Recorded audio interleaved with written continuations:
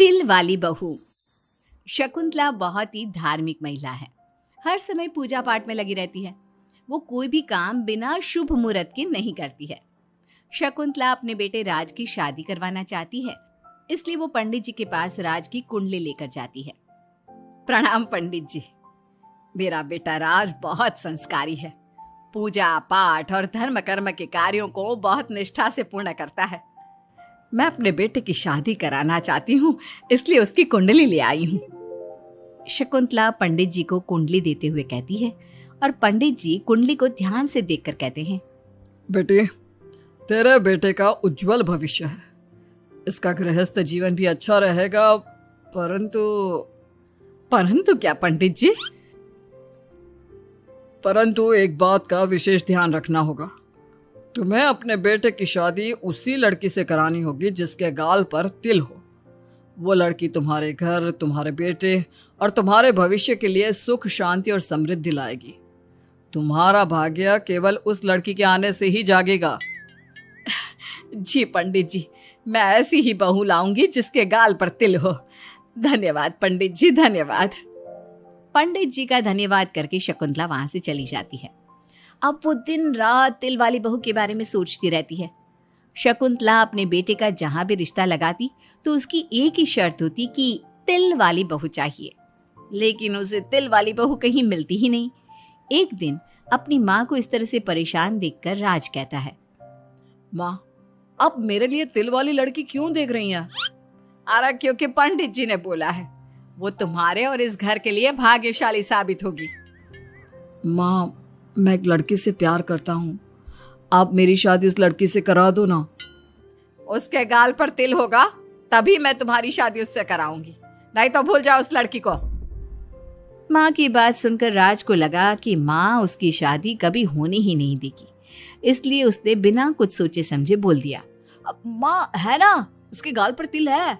सच में माँ, बहुत प्यारा तिल है। तू सच कह रहा है बेटा? अरे तो तूने मुझे पहले क्यों नहीं बताया? जल्दी से मुझे उस लड़की से मिलवा दे।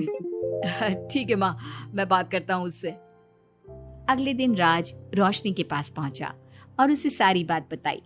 रोशनी ने सारी बात जानने के बाद कहा, राज, तुमने माँ से झूठ क्यों बोला? मेरे गाल पर कोई तिल नहीं है। अरे मेरे पास कोई और रास्ता नहीं था रोशनी। उस समय मुझे जो ठीक लगा मैंने किया। अगर मैं ऐसा नहीं बोलता तो माँ मेरी शादी किसी तिल वाली लड़की से करा देती। माँ से ऐसे झूठ बोलना ठीक नहीं है। माँ को कोई तिल वाली लड़की मिलती ही नहीं, तो माँ अपने आप तुम्हारी शादी मुझसे कराने के लिए तैयार हो जाती। अरे तुम्हें पता नहीं, पंडित जी के मुख से निकली बात मेरी माँ के लिए पत्थर की लकीर है। वो आकाश पाताल एक कर देंगी, लेकिन तिल वाली लड़की ढूंढ कर ही रहेंगी। जो भी हो राज, लेकिन माँ को जब कभी सच्चाई का पता चलेगा तो उन्हें बहुत दुख होगा। और मेरे गाल पर तो तिल है ही नहीं, अब मैं माँ से कैसे मिलूंगी? तुम अपने गाल पर काजल से एक तिल बना लो ना, बाकी मैं संभाल लूंगा। अगले दिन रोशनी ने ऐसा ही किया। उसने काजल से गाल पर एक तिल बना लिया।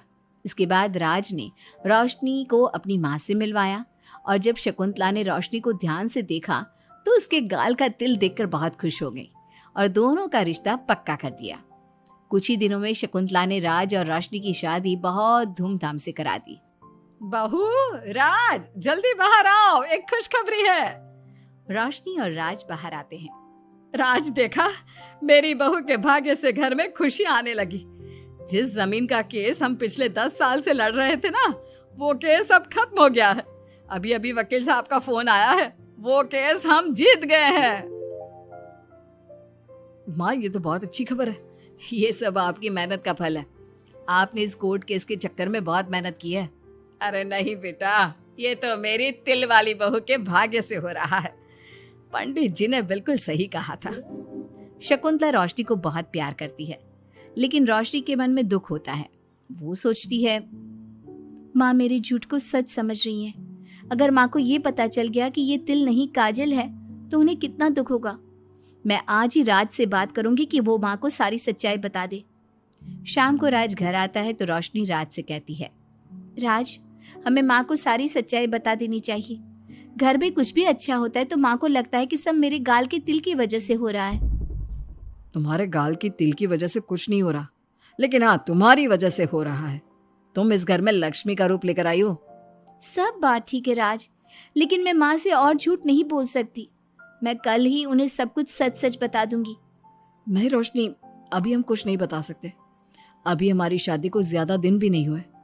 तुम माँ के दिल में अपने लिए थोड़ी और जगह बना लो, उसके बाद में पक्का मैं ही माँ को सब कुछ बता दूंगा। इस तरह से दिन गुजरने लगते हैं और शकुंतला के घर में खुशियों का आना लगा रहता है। शकुंतला अपनी बहू से बहुत प्यार करने लगी थी। एक दिन शकुंतला रोशनी के कमरे में गई। बहू, ओ बहू, कहाँ है तू? माँ मैं बाथरूम में हूँ, नहा रही हूँ। अरे देख तो मैं तेरे लिए क्या लाई हूँ, जल्दी बाहर आ। अब मैं क्या करूँ? मेरे पास तो काजल भी नहीं है, अब चेहरे पर क्या लगाऊं? राज तुमने अच्छा फंसाया मुझे। माँ आप अपने कमरे में जाइए, मुझे नहाने में थोड़ा टाइम लगेगा। मैं खुद आपके कमरे में आ जाऊंगी। नहीं बहू, तू जल्दी से निकल कर आ, मैं यहीं बैठी हूँ तेरे कमरे में। जब रोशनी को इस बात का एहसास हो गया कि उसकी सास कमरे से नहीं जाएगी, तो उसने अपने गीले बाल एक तरफ कर लिए और बालों से अपना आधा चेहरा छुपाकर बाहर आई। बहू नहा ली तुम? देखो मैं तुम्हारे लिए नई साड़ी और गहने लाई हूँ। आज शाम को बहुत मेहमान आ रहे हैं, मैं तुम्हें सबसे मिलवाऊंगी।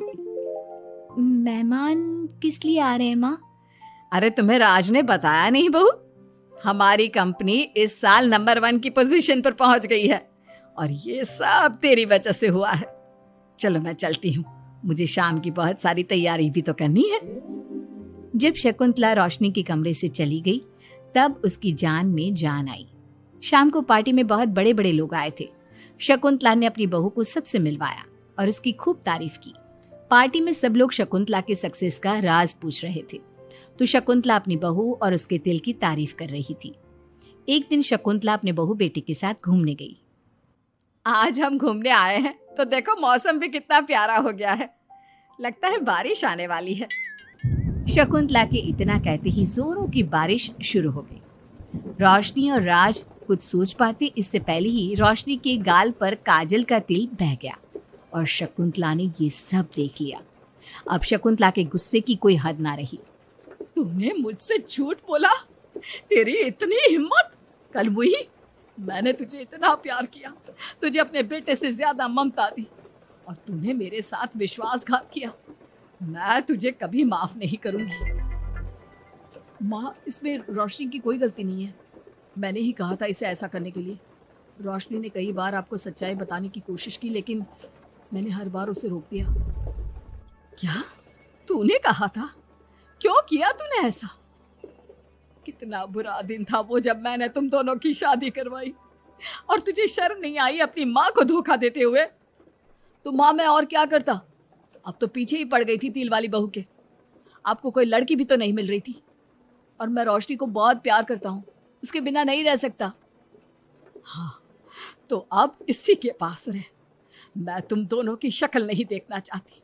ले जा इस झूठी और मनहूस लड़की को मेरे सामने से।